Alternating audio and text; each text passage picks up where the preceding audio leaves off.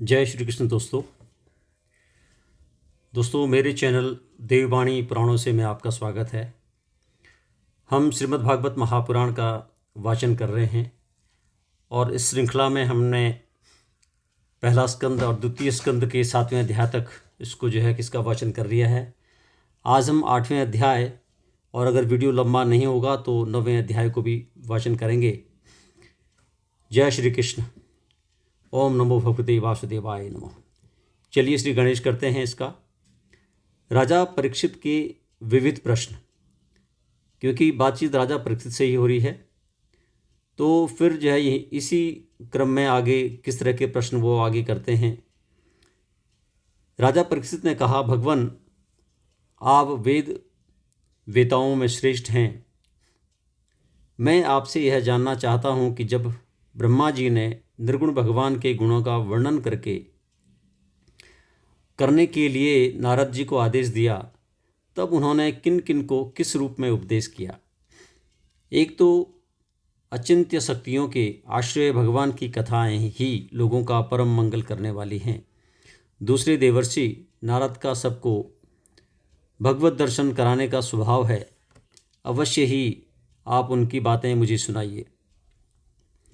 महाभाग्यवान सुखदेव जी, आप मुझे ऐसा उपदेश कीजिए कि मैं अपने आसक्ति रहित मन को सर्वात्मा भगवान श्री कृष्ण में तन्मय करके अपना शरीर छोड़ सकूं। जो लोग उनकी लीलाओं का श्रद्धा के साथ नित्य श्रवण और कथन करते हैं, उनके हृदय में थोड़े ही समय में भगवान प्रकट हो जाते हैं। श्री कृष्ण कान के छिद्रों के द्वारा अपने भक्तों के भावमय हृदय कमल पर जाकर बैठ जाते हैं और जैसे शरद ऋतु जल का गंधलापन मिटा देती है, वैसे ही वे भक्तों के मनोमल का नाश कर देते हैं। जिसका हृदय शुद्ध हो जाता है वह श्री कृष्ण के चरण कमलों को एक क्षण के लिए भी नहीं छोड़ता। वैसे मार्ग के समस्त क्लेशों से छूटकर घर आया वह पथिक अपने घर को नहीं छोड़ता। भगवान जीव का पंचभूतों के साथ कोई संबंध नहीं है, फिर भी इसका शरीर पंचभूतों से ही बनता है। तो क्या स्वभाव से ही ऐसा होता है अथवा किसी कारणवश? आप इस बात का मर्म पूर्ण रीति से जानते हैं। आपने बतलाया कि भगवान की नाभि से वह कमल प्रकट हुआ जिसमें लोकों की रचना हुई। यह जीव अपने सीमित अवयवों से जैसे परिच्छिन्न है, वैसे ही आपने परमात्मा को भी सीमित अवयवों से परिच्छिन्न सा वर्णन किया। यह क्या बात है? जिनकी कृपा से सर्वभूतमय ब्रह्मा जी प्राणियों की सृष्टि करते हैं, जिनकी नाभि कमल से पैदा होने पर भी जिनकी कृपा से ही ये उनके रूप का दर्शन कर सके थे, वे संसार की स्थिति उत्पत्ति और प्रलय के हेतु सर्वत अंतर्यामी और माया के स्वामी परम पुरुष परमात्मा अपनी माया का त्याग करके किस रूप से शयन करते हैं। पहले आपने बतलाया था कि विराट पुरुष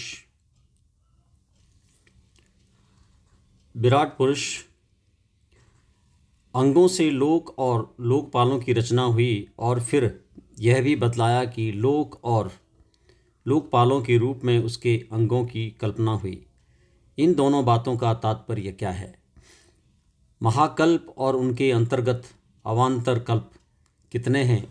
भूत भविष्यत और वर्तमान काल का अनुमान किस प्रकार किया जाता है?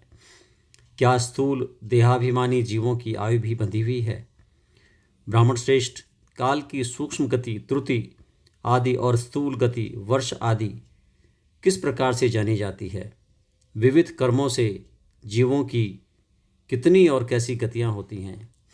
देव मनुष्य आदि योनियाँ सत्व रज तम इन 3 गुणों के फलस्वरूप ही प्राप्त होती है। उनको चाहने वाले जीवों में से कौन कौन किस किस योनि को प्राप्त करने के लिए किस किस प्रकार से कौन कौन कर्म स्वीकार करते हैं? पृथ्वी पाताल दिशा आकाश ग्रह नक्षत्र पर्वत नदी समुद्र द्वीप और उनमें रहने वाले जीवों की उत्पत्ति कैसे होती है? ब्रह्मांड का परिमाण भीतर और बाहर दोनों प्रकार से बतलाइए। साथ ही महापुरुषों के चरित्र, वर्णाश्रम के भेद और उनके धर्म का निरूपण कीजिए। युगों के भेद, उनके परिमाण और उनके अलग अलग धर्म तथा भगवान के विभिन्न अवतारों के परम आश्चर्यमय चरित्र भी बतलाइए। मनुष्यों के साधारण और विशेष धर्म कौन कौन से हैं? विभिन्न व्यवसाय वाले लोगों के, राजर्षियों के और विपत्ति में पड़े हुए लोगों के धर्म का भी उपदेश कीजिए। तत्वों की संख्या कितनी है? उनके स्वरूप और लक्षण क्या हैं? भगवान की आराधना की और अध्यात्म योगी की विधि क्या है? योगेश्वरों को क्या क्या ऐश्वर्य प्राप्त होते हैं तथा अंत में उन्हें कौन सी गति मिलती है? योगियों का लिंग शरीर किस प्रकार भंग होता है? वेद, उपवेद, धर्मशास्त्र, इतिहास और पुराणों का स्वरूप एवं तात्पर्य क्या है? समस्त प्राणियों की उत्पत्ति, स्थिति और प्रलय कैसे होता है? बावली, कुआं खुदवाना आदि, स्मार्त, यज्ञ याज्ञादि वैदिक एवं काम्य कर्मों की तथा अर्थ धर्म काम के साधनों की विधि क्या है? प्रलय के समय जो जीव प्रकृति में लीन रहते हैं उनकी उत्पत्ति कैसे होती है? पाखंड की उत्पत्ति कैसे होती है? आत्मा के बंध मोक्ष का स्वरूप क्या है और वह अपने स्वरूप में किस प्रकार स्थित होता है? भगवान तो परम स्वतंत्र हैं, वे अपनी माया से किस प्रकार क्रीड़ा करते हैं और उसे छोड़कर साक्षी के समान उदासीन कैसे हो जाते हैं? भगवान, मैं यह सब आपसे पूछ रहा हूँ, मैं आपकी शरण में हूँ। महामुने, आप कृपा करके क्रमशः इनका तात्विक निरूपण कीजिए। इस विषय में आप स्वयंभू ब्रह्मा के समान परम प्रमाण हैं। दूसरे लोग जो अपनी पूर्व परंपरा से सुनी सुनाई बातों का ही अनुष्ठान करते हैं, ब्राह्मण, आप मेरी भूख प्यास की चिंता न करें। मेरे प्राण कुपित ब्राह्मण के शाप के अतिरिक्त और किसी कारण से निकल नहीं सकते, क्योंकि मैं आपके मुखारविंद से निकलने वाली भगवान की अमृतमयी लीला कथा का पान कर रहा हूँ। सूत जी कहते हैं, शौनकादि ऋषियों, जब राजा परीक्षित ने संतों की सभा में भगवान की लीला कथा सुनाने के लिए इस प्रकार प्रार्थना की, तब श्री सुखदेव जी को बड़ी प्रसन्नता हुई। उन्होंने उन्हें वही वेद तुल्य श्रीमद् भागवत महापुराण सुनाया जो ब्रह्मकल्प के आरंभ में स्वयं भगवान ने ब्रह्मा जी को सुनाया था। पांडु वंश शिरोमणि परीक्षित ने उनसे जो जो प्रश्न किए थे वे उन सब का उत्तर क्रमशः देने लगे। दोस्तों, इसी क्रम में हम आगे 9वां अध्याय का शुभारंभ करते हैं, क्योंकि ब्रह्मा जी का भगवत धाम दर्शन और भगवान के द्वारा उन्हें चतुश्लोकी भागवत का उपदेश देना जो है, यहाँ पे सुखदेव जी ने फिर जो है परीक्षित से इस तरह से कहा। श्री सुखदेव जी ने कहा, परीक्षित, जैसे स्वप्न में देखे जाने वाले पदार्थों के साथ उसे देखने वाले का कोई संबंध नहीं होता, वैसे ही देहादि से अतीत अनुभव स्वरूप आत्मा का माया के बिना दृश्य पदार्थों के साथ कोई संबंध नहीं हो सकता। विविध रूपावली माया के कारण वह विविध रूप वाला प्रतीत होता है और जब उसके गुणों में रम जाता है तब यह मैं हूँ, यह मेरा है, इस प्रकार मानने लगता है। किंतु जब यह गुणों को क्षुब्ध करने वाले काल और मोह उत्पन्न करने वाली माया, इन दोनों से परे अपने अनंत स्वरूप में मोह रहित होकर रमण करने लगता है, आत्माराम हो जाता है, तब यह मैं मेरा का भाव छोड़कर पूर्ण उदासीन गुणातीत हो जाता है। ब्रह्मा जी की निष्कपट तपस्या से प्रसन्न होकर भगवान ने उन्हें अपने रूप का दर्शन कराया और आत्म तत्व के ज्ञान के लिए उन्हें परम सत्य परमार्थ वस्तु का उपदेश किया। वही बात मैं तुम्हें सुनाता हूँ। तीनों लोकों के परम गुरु आदिदेव ब्रह्मा जी अपने जन्म स्थान कमल पर बैठकर सृष्टि करने की इच्छा से विचार करने लगे, परंतु जिस ज्ञान दृष्टि से सृष्टि का निर्माण हो सकता था और जो सृष्टि व्यापार के लिए वांछनीय है, वह दृष्टि उन्हें प्राप्त नहीं हुई। एक दिन वे बड़ी चिंता कर रहे थे कि प्रलय के समुद्र में उन्होंने व्यंजनों के 16वें एवं 21वें अक्षर त तथा प को तप तप तप करो इस प्रकार 2 बार सुना। परीक्षित, महात्मा लोग इस तप को ही त्यागियों का धन मानते हैं। यह सुनकर ब्रह्मा जी ने वक्ता को देखने की इच्छा से चारों ओर देखा, परंतु वहाँ दूसरा कोई दिखाई न पड़ा। वे अपने कमल पर बैठ गए और मुझे तप करने की प्रत्यक्ष आज्ञा मिली है, ऐसा निश्चय और उसी में अपना हित समझकर उन्होंने अपने मन को तपस्या में लगा लिया। ब्रह्मा जी तपस्वियों में सबसे बड़े तपस्वी हैं। उनका ज्ञान अमोघ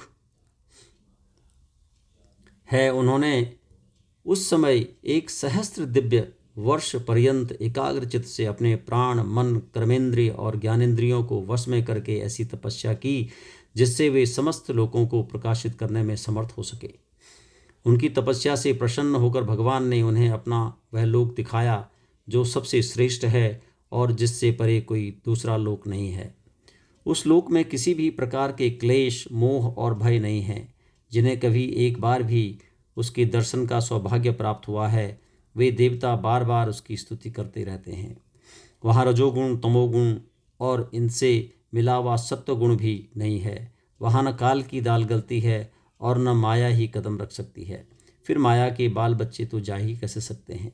वहाँ भगवान के वे पार्षद निवास करते हैं जिनका पूजन देवता और दैत्य दोनों ही करते हैं। उनका उज्ज्वल आभा से युक्त श्याम शरीर, शतदल कमल के समान कोमल नेत्र और पीले रंग के वस्त्र से शोभायमान है। अंग अंग से राशि राशि सौंदर्य बिखरता रहता है। वे कोमलता की मूर्ति हैं। सभी के 4 4 भुजाएं हैं। वे स्वयं तो अत्यंत तेजस्वी हैं ही। मणिजड़ित सुवर्ण के प्रभामय आभूषण भी धारण किए रहते हैं। उनकी छवि मूंगे, वैदूर्य, मणि और कमल के उज्ज्वल तंतु के समान है। उनके कानों में कुंडल, मस्तक पर मुकुट और कंठ में मालाएं शोभायमान हैं। जिस प्रकार आकाश बिजली सहित बादलों से शोभायमान होता है, वैसे ही वह लोक मनोहर कामनियों की कांति से युक्त महात्माओं के दिव्य तेजोमय विमानों से स्थान स्थान पर सुशोभित होता रहता है। उस बैकुंठ लोक में लक्ष्मी जी सुंदर रूप धारण करके अपने विविध विभूतियों के द्वारा भगवान के चरण कमलों की अनेकों प्रकार से सेवा करती रहती हैं। कभी कभी जब वे झूले पर बैठकर अपने प्रियतम भगवान की लीलाओं का गायन करने लगती हैं, तब उनके सौंदर्य और सुरभि से उन्मत्त होकर भौरे स्वयं उन लक्ष्मी जी का गुणगान करते रहते हैं। ब्रह्मा जी ने देखा कि उस दिव्य लोक में समस्त भक्तों के रक्षक लक्ष्मीपति, यज्ञपति एवं विश्वपति भगवान विराजमान हैं। सुनंद, नंद, प्रबल और अरहण आदि मुख्य मुख्य पार्षदगण उन प्रभु की सेवा कर रहे हैं। उनका मुख कमल प्रसाद मधुर मुस्कान से युक्त है। आँखों में लाल लाल डोरियाँ हैं। बड़ी मोहक और मधुर चितवन है। ऐसा जान पड़ता है कि अभी भी अपने प्रेमी भक्त को अपना सर्वस्व दे देंगे। सिर पर मुकुट, कानों में कुंडल और कंधे पर पीताम्बर जगमगा रहे हैं। वक्षस्थल पर एक सुनहरी रेखा के रूप में श्री लक्ष्मी जी विराजमान हैं और सुंदर 4 भुजाएं हैं। वे एक सर्वोत्तम और बहुमूल्य आसन पर विराजमान हैं। पुरुष प्रकृति, महत्त्व, अहंकार, मन, 10 इंद्रिय, शब्दादि 5 तन मात्राएं और पंचभूत, ये 25 शक्तियाँ मूर्तिमान होकर उनके चरणों, उनके चारों ओर खड़ी हैं। समग्र ऐश्वर्य, धर्म, कीर्ति, श्री, ज्ञान और वैराग्य, इन 6 नित्य सिद्ध स्वरूप भूत शक्तियों से वे सर्वदा युक्त रहते हैं। उनके अतिरिक्त और कहीं भी ये नित्य रूप से निवास नहीं करती। वे सर्वेश्वर प्रभु अपने नित्य आनंदमय स्वरूप में ही नित्य निरंतर निमग्न रहते हैं। उनका दर्शन करते ही ब्रह्मा जी का हृदय आनंद के उद्वेग से लबालब भर गया। शरीर पुलकित हो उठा। नेत्रों में प्रेमा अश्रु झलक आए। ब्रह्मा जी ने भगवान के उन चरण कमलों में जो परमहंसों के निवृत्ति मार्ग से प्राप्त हो सकते हैं, सिर झुकाकर प्रणाम किया। ब्रह्मा जी के प्यारे भगवान अपने प्रिय ब्रह्मा को प्रेम और दर्शन के आनंद में निमग्न शरणागत तथा प्रजा सृष्टि के लिए आदेश देने के योग्य देखकर बहुत प्रसन्न हुए। उन्होंने ब्रह्मा जी से हाथ मिलाया तथा मंद मुस्कान से अलंकृत वाणी में कहा। श्री भगवान ने कहा, ब्रह्मा जी, तुम्हारे हृदय में तो समस्त वेदों का ज्ञान है, विद्यमान है। तुमने सृष्टि रचना की इच्छा से चिरकाल तक तपस्या करके मुझे भली भांति संतुष्ट कर दिया है।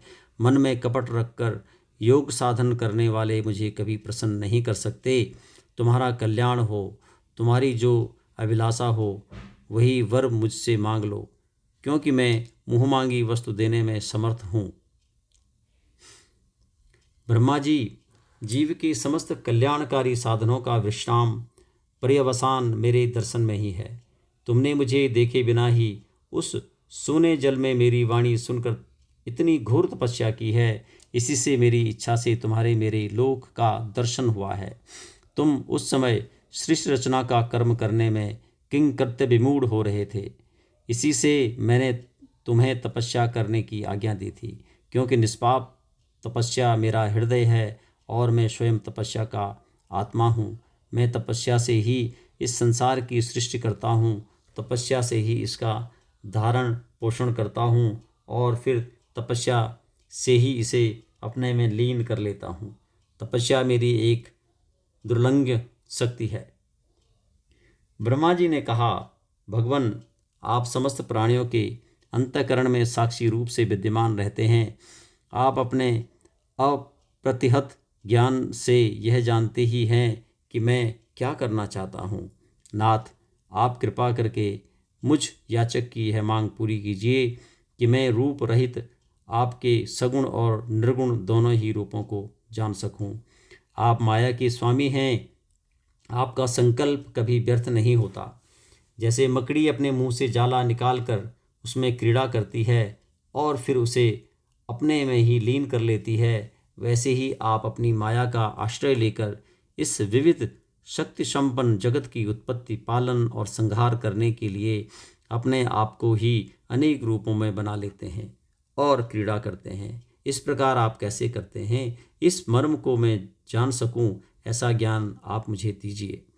आप मुझ पर ऐसी कृपा कीजिए कि मैं सजग रहकर सावधानी से आपकी आज्ञा का पालन कर सकूं और सृष्टि की रचना करते समय भी कर्तापन आदि के अभिमान से बंध न जाऊं। प्रभो, आपने एक मित्र के समान हाथ पकड़कर मुझे अपना मित्र स्वीकार किया है, अतः जब मैं आपकी इस सेवा सृष्टि रचना में लगूं और सावधानी से पूर्व सृष्टि के गुण कर्मानुसार जीवों का विभाजन करने लगूं, तब कहीं अपने को जन्म कर्म से स्वतंत्र मानकर प्रबल अभिमान न कर बैठूं। श्री भगवान ने कहा, अनुभव, प्रेमा भक्ति और साधनों से युक्त अत्यंत गोपनीय अपने स्वरूप का ज्ञान मैं तुम्हें कहता हूँ। तुम उसे ग्रहण करो। मेरा जितना विस्तार है, मेरा जो लक्षण है, मेरे जितने और जैसे रूप, गुण और लीलाएं हैं, मेरी कृपा से तुम उनका तत्व ठीक ठीक वैसा ही अनुभव करो। सृष्टि के पूर्व केवल मैं ही मैं था। मेरे अतिरिक्त न स्थूल था, न सूक्ष्म, और न दोनों का कारण अज्ञान। जहाँ यह सृष्टि नहीं है, वहाँ मैं हूँ, और इस सृष्टि के रूप में जो कुछ प्रतीत हो रहा है वह भी मैं ही हूँ, और जो कुछ यच रहेगा वह भी मैं ही हूँ। वास्तव में न होने पर भी जो कुछ अनिर्वचनीय वस्तु मेरे अतिरिक्त मुझ परमात्मा में दो चंद्रमाओं की तरह मिथ्या ही प्रतीत हो रही है, अथवा विद्यमान होने पर भी आकाश मंडल के नक्षत्रों में राहु की भांति जो मेरी प्रतीति नहीं होती, इसे मेरी माया का समझना चाहिए। जैसे प्राणियों के पंचभूत रचित छोटे बड़े शरीर में आकाशादि पंच महाभूत उन शरीर के कार्य रूप से निर्मित होने के कारण प्रवेश करते भी हैं और पहले से ही उन स्थानों और रूपों में कारण रूप से विद्यमान रहने के कारण प्रवेश नहीं भी करते, वैसे ही उन प्राणियों के शरीर की दृष्टि से मैं उनमें आत्मा के रूप में प्रवेश किए हुए हूँ और आत्मदृष्टि से अपने अतिरिक्त और कोई वस्तु न होने के कारण उनमें प्रविष्ट नहीं भी हूँ। यह ब्रह्म नहीं, यह ब्रह्म नहीं, इस प्रकार निषेध की पद्धति से और यह ब्रह्म है, यह ब्रह्म है, इस अन्वय की पद्धति से ही यही सिद्ध होता है कि सर्वातीत एवं सर्वस्वरूप भगवान ही सर्वदा और सर्वत्र स्थित हैं। वही वास्तविक तत्व है। जो आत्मा अथवा परमात्मा का तत्व जानना चाहते हैं, उन्हें केवल इतना ही जानने की आवश्यकता है, ब्रह्मा जी, तुम अविचल समाधि के द्वारा मेरे इस सिद्धांत में पूर्ण निष्ठा कर लो। इससे तुम्हें कल्प कल्प में विविध प्रकार की सृष्टि रचना करते रहने पर भी कभी मोह नहीं होगा। श्री सुखदेव जी कहते हैं, लोक पितामह ब्रह्मा जी को इस प्रकार उपदेश देकर अजन्मा भगवान ने उनके देखते ही देखते अपने उस रूप को छिपा लिया। जब सर्वभूत स्वरूप ब्रह्मा जी ने देखा कि भगवान ने अपने इंद्रिय गोचर स्वरूप को हमारे नेत्रों के सामने से हटा लिया है, तब उन्होंने अंजलि बांधकर उन्हें प्रणाम किया और पहले कल्प में ही सृष्टि में जैसी सृष्टि थी उसी रूप में इस विश्व की रचना की। एक बार धर्मपति प्रजापति ब्रह्मा जी ने सारी जनता का कल्याण हो अपने इस स्वार्थ की पूर्ति के लिए विविध पूर्वक यम नियमों को धारण किया। उस समय उनके पुत्रों में सबसे अधिक प्रिय परम भक्त देवर्षि नारद जी ने मायापति भगवान की माया का तत्व जानने की इच्छा से बड़े संयम, विनय और सौम्यता से अनुगत होकर उनकी सेवा की और उन्होंने सेवा से ब्रह्मा जी को बहुत ही संतुष्ट कर दिया। परीक्षित, जब देवर्षि नारद ने देखा कि मेरे लोक पितामह पिताजी मुझ पर प्रसन्न हैं, तब उन्होंने उनसे यह प्रश्न किया जो तुम मुझसे कर रहे हो। उनके प्रश्न ब्रह्मा जी और भी प्रसन्न हुए। फिर उन्होंने यह 10 लक्षण वाला भागवत पुराण अपने पुत्र नारद को सुनाया, जिसका स्वयं भगवान ने उन्हें उपदेश किया था। परीक्षित, जिस समय मेरे परम तेजस्वी पिता सरस्वती के तट पर बैठकर परमात्मा के ध्यान में मग्न थे, उस समय देवर्षि नारद जी ने वही भागवत उन्हें सुनाया। तुमने मुझसे जो यह प्रश्न किया है कि विराट पुरुष से इस जगत की उत्पत्ति कैसे हुई, तथा दूसरे भी जो बहुत से प्रश्न किए हैं, उन सब का उत्तर मैं उसी भागवत पुराण के रूप में देता हूँ। यहाँ पे हमारा 9वां अध्याय संपूर्ण होता है। भक्तों, अगले वीडियो तक के लिए जय श्री कृष्ण। आपको वीडियो अगर अच्छा लगता है कृपया से लाइक करें, शेयर करें, सब्सक्राइब करें और अपने कमेंट ज़रूर दें और बेल आइकन दबाएं ताकि अगला वीडियो सबसे पहले आप तक पहुंच सके। जय श्री कृष्ण।